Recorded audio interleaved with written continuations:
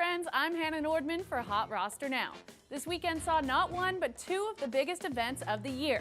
Yes, the Grammys were last night and there's plenty of winners and losers there, but Saturday's event was just as good. Kevin Durant made his return to OKC and people went all out letting KD know how they felt about his off-season departure. Let's take a look at how it all went down. My first winner of the game goes to the fans. They channeled every ounce of their saltiness into their creativity.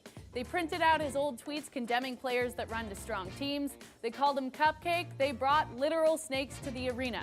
Really, they went all out, and for that, I applaud them. It got the message across, but unfortunately for them, it didn't help with much else. Through it all, Durant was a winner. Charged up from the get-go, he dropped a team-high 34 points, 9 rebounds, and 3 assists to lead them to a 130-114 win. He had some heated exchanges with ex-BFF Russell Westbrook and Andre Robertson. He trolled the fans, saying he thought the boos would be a little louder. And although his favorite Oklahoma City post-game steak restaurant denied his request to privately rent it out after the game, he brought his teammates for a meal anyways. He handled it with class and definitely got the last laugh on this night. But just as an aside, the NBA is on my loser list as long as they're asking team Twitter accounts to be nicer to each other. If that game showed us anything, it's that sports are way more fun when everybody hates each other. Luckily, the people running these accounts are amazing and blatantly made fun of this request anyways.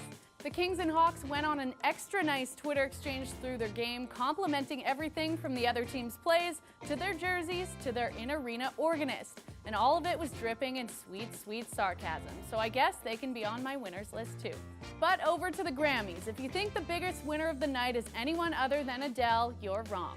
She took home Record of the Year, Song of the Year, and Album of the Year for the second time in her career.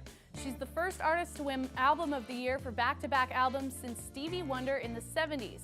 And she did it all with humility, even saying she couldn't accept the award for Album of the Year because she thought it belonged to Beyoncé. I wouldn't worry too much about B though. She put on a performance complete with holograms, halos, and a dress dripping in gold, all while, did you hear, pregnant with twins.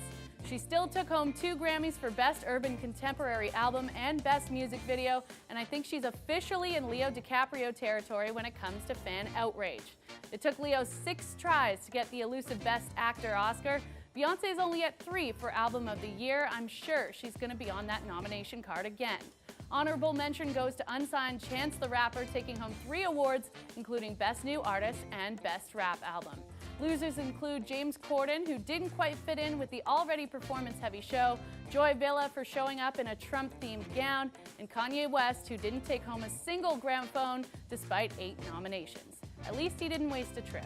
There's 3 NBA cards and 2 NHL cards available for you to play tonight on HotRoster. And for those of you who don't know what HotRoster is, check it out. Go to HotRoster.com, download the app, give it a try. It's like no other fantasy game you've ever played. And then for help winning the game, check out HotRoster today with Cam Stewart and Gary and Thorne every weekday at 4:30 Eastern, only on the Fantasy Sports Network. For HotRoster Now, I'm Hannah Nordman.